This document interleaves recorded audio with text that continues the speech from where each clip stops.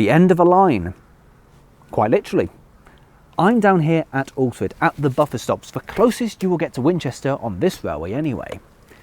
Originally this line would have extended as far as the eye could see, down towards Itchenavers Winchester Junction to allow trains to go from Alton down to Southampton. Those were the days, eh? A bit before my time.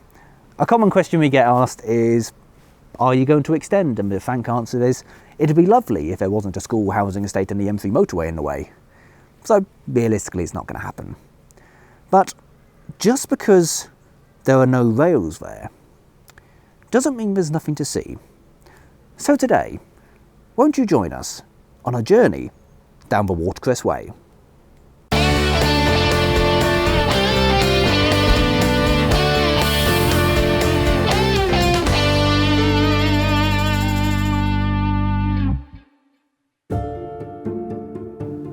The original Mid-Hants Railway was born on the 28th of June 1861, when the Alton, Alresford and Winchester Railway Company Act passed. Whilst the railway was being constructed, in 1864 the company changed their name to the Mid-Hants Railway. One of the notable early shareholders of the company was Edward Knight, the nephew of Jane Austen. Completed and opened on October 2nd, 1865, the new 17-mile railway provided a link between the town of Alton and the city of Winchester, with stations at Medstead, Ropley, Alresford and Itchenavers. The line also provided a new link between Woking and Winchester, which enabled it to act as a secondary main line from London to the south coast. The line prospered for many years, being initially run by the London and South Western Railway, and latterly Southern Railway. During this time, the railway gained its nickname of the Watercress Line, thanks to its crucial role in transporting watercress from Alresford to London and further afield, which in turn caused the watercress trade to explode, thanks to this new, quick and easy method of transporting the product. As with many railways at the time, it would not last.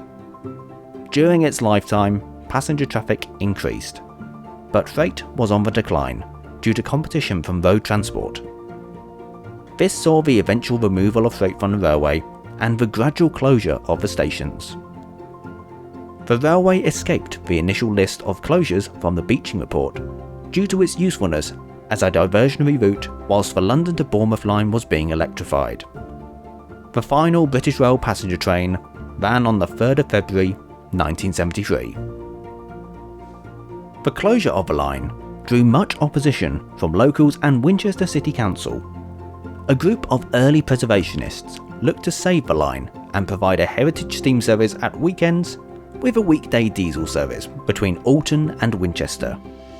This led to the railway being saved, but the early preservationists could only raise enough funds to purchase the track bed between Alton and Alresford, and the actual track itself between Alresford and Ropley.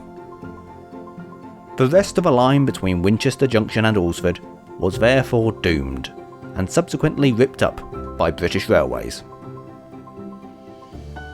But while the track was now gone, all was not lost. Today I'm venturing beyond the buffers and heading down the old route with Kim and Stephen, two of the trustees of the Watercress Way, to find out more about their story and to see just what remains of the old railway. So Kim, thank you for joining us. Not to sound too mysterious, but who are you guys? Well, I'm one of the Watercress Way trustees, and it all goes back to 2012 when this stretch was a jungle basically, and Hampshire County Council together with volunteers cleared it, made it open for public access, and then a charity was formed in 2016, and the main aim is to link the old Watercress line, the lost 7 miles, up with the lost Didcot, Southampton, Newbury stretch, Sutton Scotney to Kingsworthy, joined up by historic droves, the old livestock routes, so people can actually do a complete circuit or do shorter walks and tours from the different gateways all the way around the trail. Oh, fantastic. So when you're walking down an old bit of railway line, it's normally pretty obvious when it is, because apart from Roman roads, there's nothing really that straight. I mean, they're beautiful embankments, but what else is there to see if you go down here? There are a few often hidden artefacts. In fact, some of them aren't so hidden. So here we've got rather nicely exposed telegraph pole that the South Downs National Park volunteers helped the trustees of the Watercress Way excavate. We were very worried. We thought the whole thing would fall down and the ivy was cleared off, but so far so good. And it just means that you can see telegraph poles, old sleepers, and things aren't easily moved. They still remain on the line. Little Easter eggs here and there. Little Easter eggs indeed. Fantastic. Well, let's go for a walk and see what else we can find. We began our journey down the line, and right from the off, we were faced with the stunning sights that passengers would have seen back in the day. The views down here really are stunning. I can imagine it as a passenger hurtling down here, well, probably about 50 miles an hour on a Bournemouth train would be absolutely stunning. A bit different if you're walking it, but... Absolutely, yeah. I mean, the line has been obscured a lot by the trees that have grown up since 1973, but the Watercress Way has been doing a lot of clearance together with Hampshire County Council and South Downs National Park, because this is actually the boundary, and we've cleared a lot of vistas and views, not just for people but for butterflies as well. Oh, and glades. I'm guessing there's a lot of them with you guys, there's a lot of interpretation side of things as well. Yes, we try to do some information. We've obviously got social media and Facebook and website presence. We've also got these interpretation boards. We've got 3 of these now, which we've put in together with Hampshire County Council and the local parishes' support. And so we try to give information to not just local people, but we have a lot of people who do the whole 27-mile route now, and they can get some information about the heritage and also the ecology as they either walk, run, or in some places ride around on bikes or horses. It's fantastic. It's always great to get an appreciation of kind of what you're looking at more than just an old railway. Yeah. It really is absolutely stunning. Well, shall we crack on? While a fair amount of the old route is traversable, there are a few spots which are not yet opened. So we descended to a nearby road to pass under the line, and were faced with another reminder of what once was there.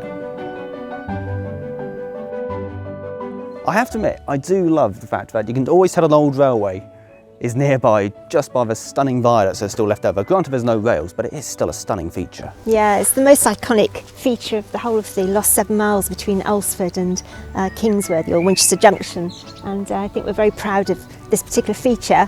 It's lasted since 1865, and since 1973 trees have started growing on it, but it is actually a protected bridge, so hopefully it'll last. Hopefully you'll stay here for future generations.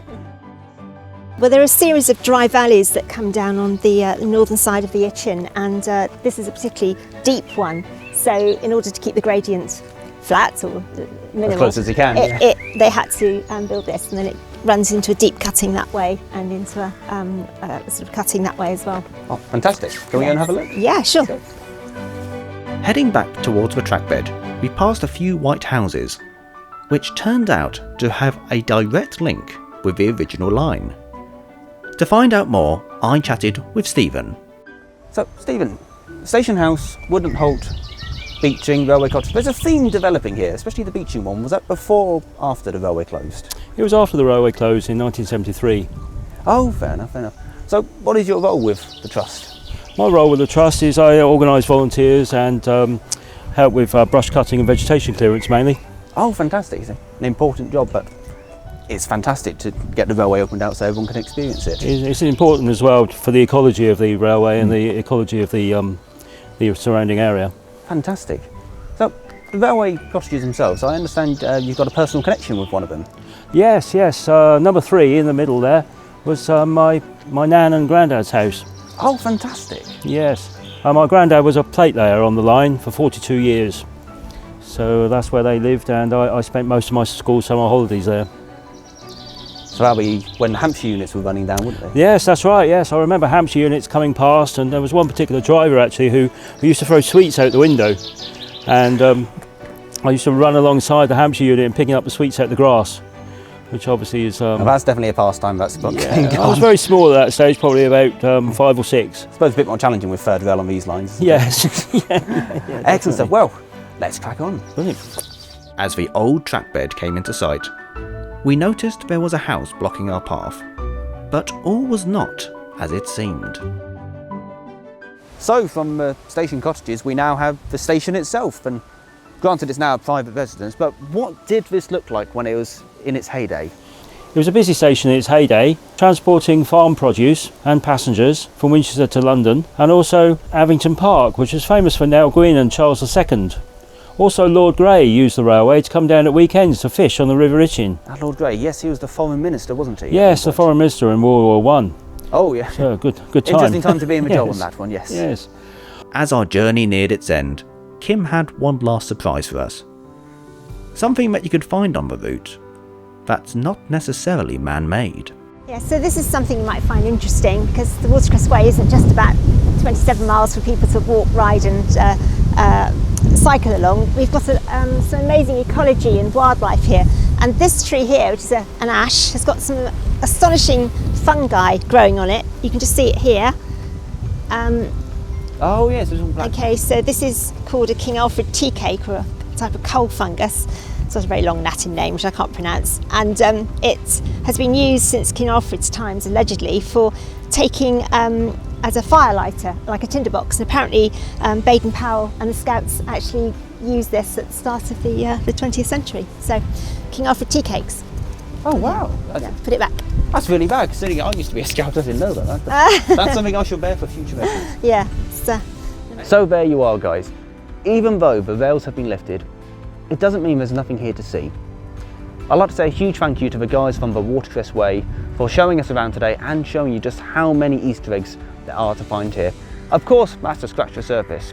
Come down and have a look for yourself for the old line that ran from Alresford to Winchester.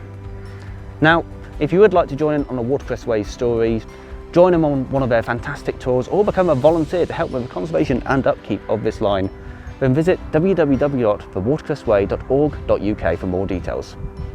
But for now, I think I'm going to go for a walk. See you next time.